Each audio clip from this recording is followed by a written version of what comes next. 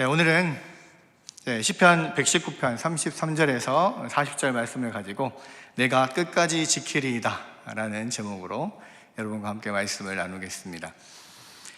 이 시편 119편은 이 구성 자체가 좀 특이하게 되어 있는 그런 시인데요. 시가 총 22개의 연으로 또 각 연마다 8개의 행으로 되어 있는 그런 시입니다. 굉장히 많죠. 연이 22개나 되니까 굉장히 많은데, 왜 22개의 연이 있냐면 히브리어 알파벳 알렙, 김멜, 달렛하고 하는 그 알파벳 마지막 타부까지가 총 22개의 글자가 히브리어 알파벳에 있습니다. 그래서 이 시편 119편은 각 연마다 하나씩의 알파벳 그 글자가 각 앞줄에 나오게 그렇게 구성을 한 것이 바로 시편 119편이거든요. 그래서 1년에서는 이 히브리어 알파벳 첫 번째 글자인 알렙이 이 8개 행에 각각 다 앞에가 다 알렙으로 시작하는 시행 8개가 1년으로 이루어져 있고, 2년은 두 번째 글자인 베이트가 들어가 있는 8개의 시행으로 쭉 이루어져 있습니다. 그런 식으로 쭉 돼서 마지막에 22년째는 마지막 글자인 탑으로 시작되는 8개의 행으로 구성이 되어 있는 거죠. 그래서 이런 식으로 구성이 되어 있는 시편이 시편 150편 가운데 몇 개가 있는데, 유일하게 시편 119편만 히브리어 알파벳 알렙부터 타부까지 이 22개의 글자가 다 사용되는 그러한 구조로 되어 있는 시편이 119편이고요. 그래서 한글로 말하자면 가나다 순으로 되어 있는데, 1년 전체는 다 가로 시작하고 2년 전체가 다 나로 시작하고 이렇게 되어 있는 거예요. 예를 들자면 가로 시작한다고 했을 때 이렇게 할 수 있습니다. 일행은 가난한 마음으로 하는 주를 사랑합니다. 가장 높은 곳에 계신 주를 찬양합니다. 이 가증한 우상과 제약을 제거해 주시고 가르친 계명을 온전히 지키게 하소서, 이런 식으로 가로 시작되는 그게 8개가 있는 거예요. 그런 식으로 되어 있는 시편입니다. 그런데 이제 이 시편 119편은 그 22개의 연으로 되어 있는 그 모든 시가 주제가 딱 한 가지예요. 뭐냐면 하나님의 말씀에 대한 사랑과 열정, 그것에 대한 것이 바로 이 시편 119편입니다. 그래서 이제 이 시편 119편에 독일어 번역 성경을 보면 거기에 부제가 하나 달려 있어요.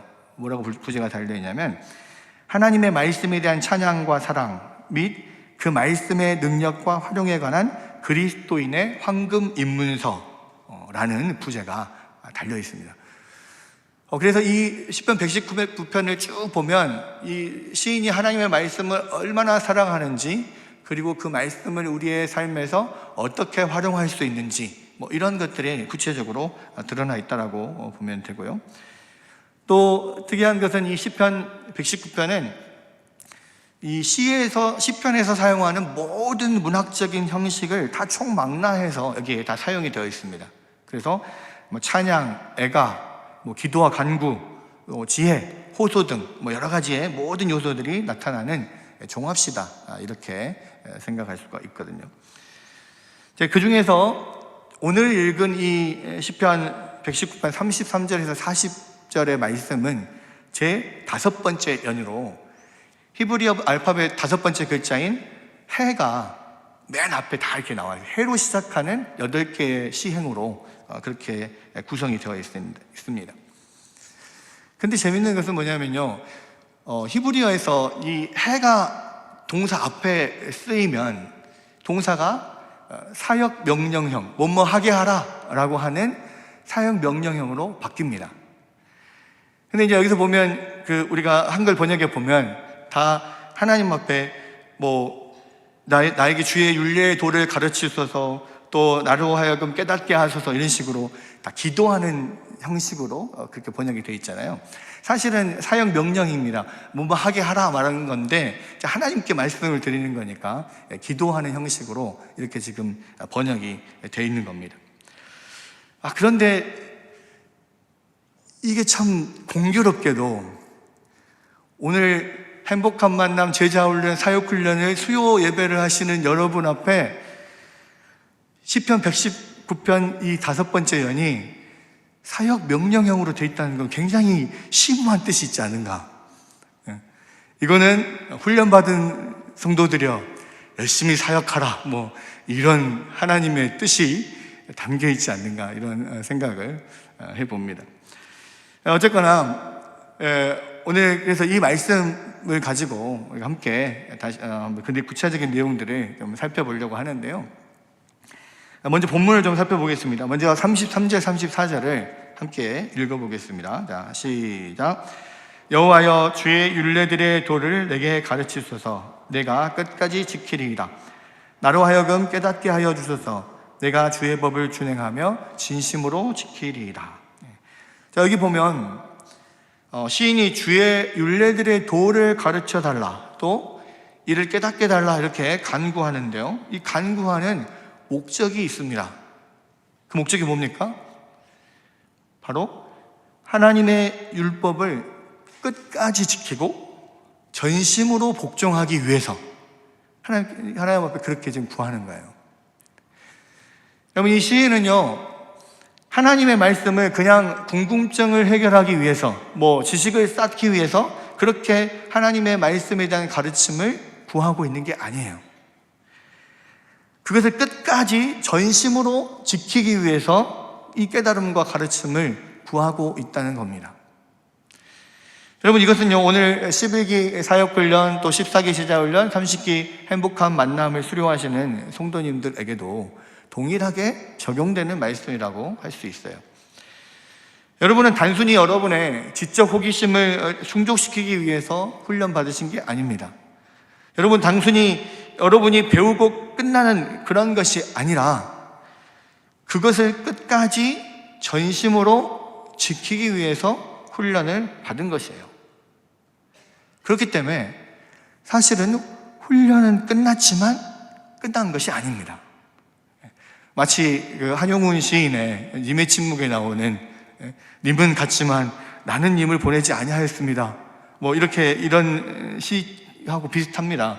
여러분, 훈련은 끝났지만 여러분은 아직 끝나지 않았습니다. 왜냐하면 아직 지키는 게 남아있어요.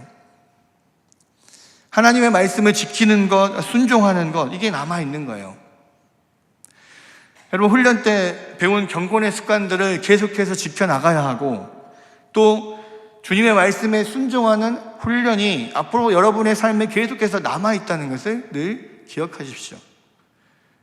우리가 하나님의 말씀을 그냥 듣고 배우고 알고 끝나는 문제가 아니라 그것을 지키는 것, 순종하는 것, 우리 여기까지 가야 돼요. 우리 교회가 전체적으로 매 연마다 어떤 표어가 있는 것은 아니지만 우리 교회에 항상 우리 교회의 표어로 남아있는 게 뭐냐면 가르쳐 지키게 하라거든요.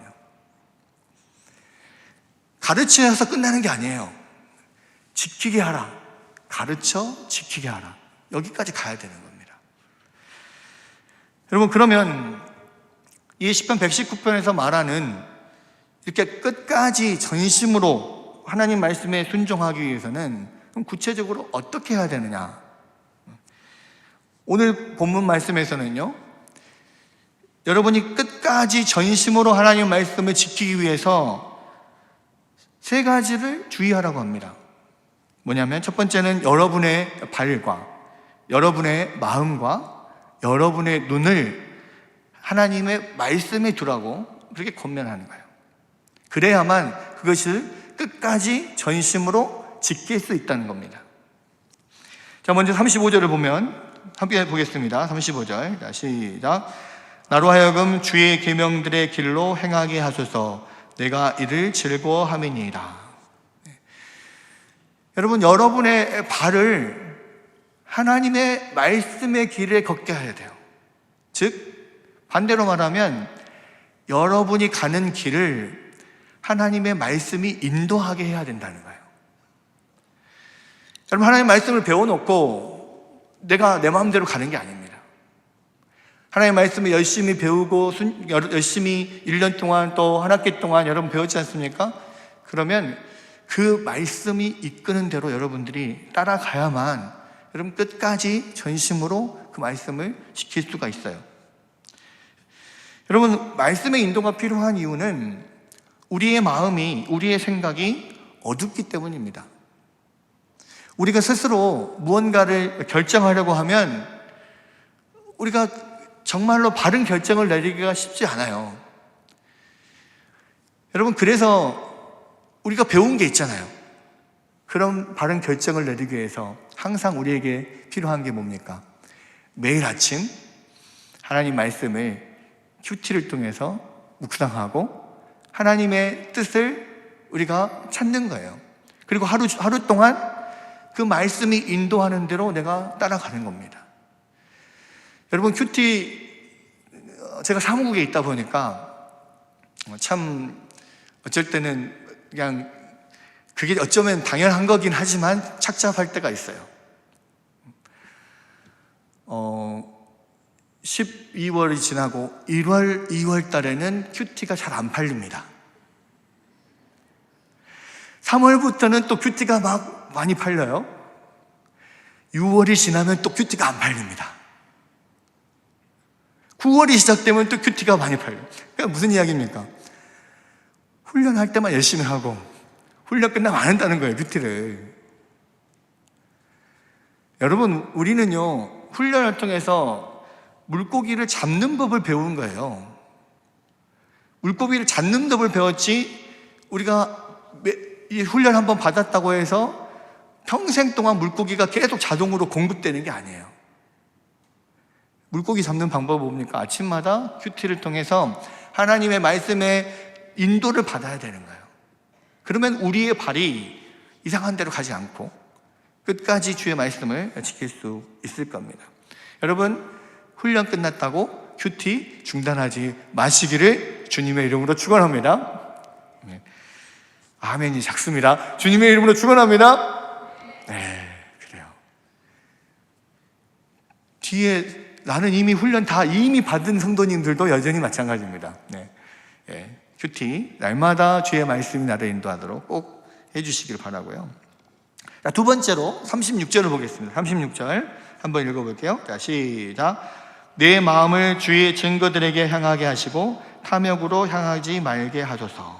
자, 첫 번째는 나의 발을 하나님 말씀 앞에 두고 또 말씀이 나의 발을 이끌게 했다면, 두 번째는 뭡니까?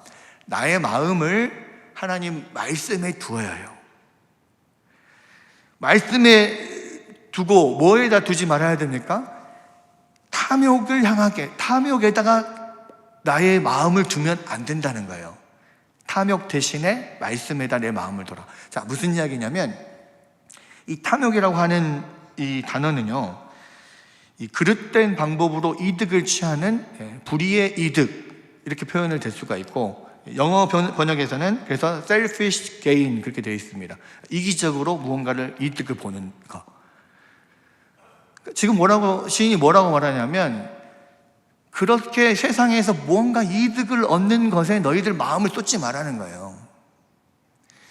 여러분, 이 세상 살다 보면은 우리가 꼭 뭔가를 이렇게 이득을 얻는 그런 곳에 우리 마음을 자연스럽게 쏠리기가 쉽습니다. 여러분, 예수님을 믿지 않는 세상 사람들 다 무엇에 쏠려 있습니까? 부동산에, 비트코인에, 주식 투자에, 또 뭔가를 싸게 사는 법, 뭔가 공짜로 얻는 법, 어떻게든 좀 돈 좀 벌어볼 것들, 이런 것들에 그 마음이 다 가 있어요. 어떻게 하면 돈을 좀 벌어볼까? 여기에 다 마음이 쏟아져 있단 말이에요. 근데 그게 다 뭡니까? 그것이 불의한 방법이든 합당한 방법이든 간에 어쨌든 내가 무언가를 이득을 얻는 거기에 온통 사람들이 다 마음에 쏟아져 있다는 말입니다. 그러면 여러분이 또 다시 훈련이 끝났다고 뭔가 내가 이득을 얻는 거기에 여러분 마음을 다 쏟아버리면 하나님 말씀은 여러분에게서 그냥 사라지는 거예요. 하나님 말씀을 끝까지 온전히 지키는 거, 그런 삶과는 거리가 먼 삶으로 다시 돌아가는 겁니다.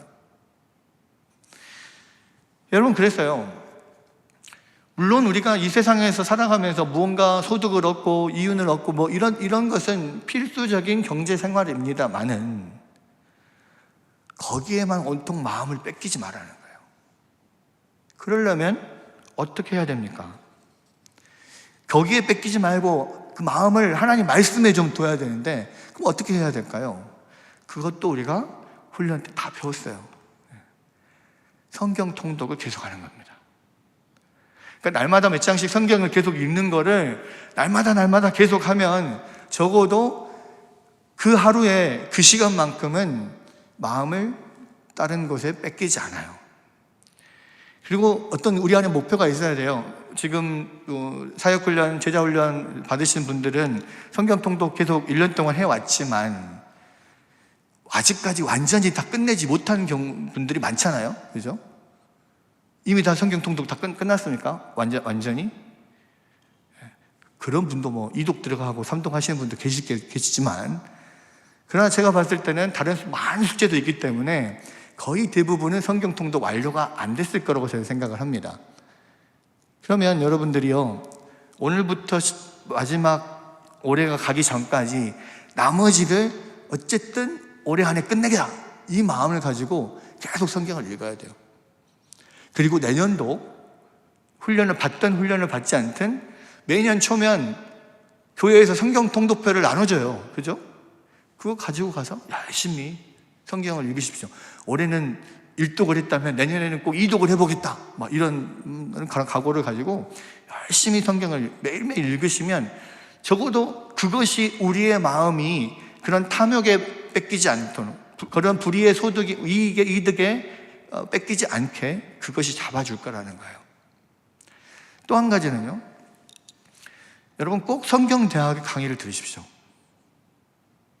뭐 제가 그 담당 강사이기 때문에 온 국민 성경을 알기까지 성경을 강의하는 김혁 목사이기 때문에 그런 게 아니라, 여러분 적어도요, 이 전반기 후반기 3개월씩 성경대학 강의를 들으면, 만약에 그것을 듣지 않을 때는 일주일에 한 번씩 교회 나가서 예배 드리고 말씀 듣는 게 사실 전부예요.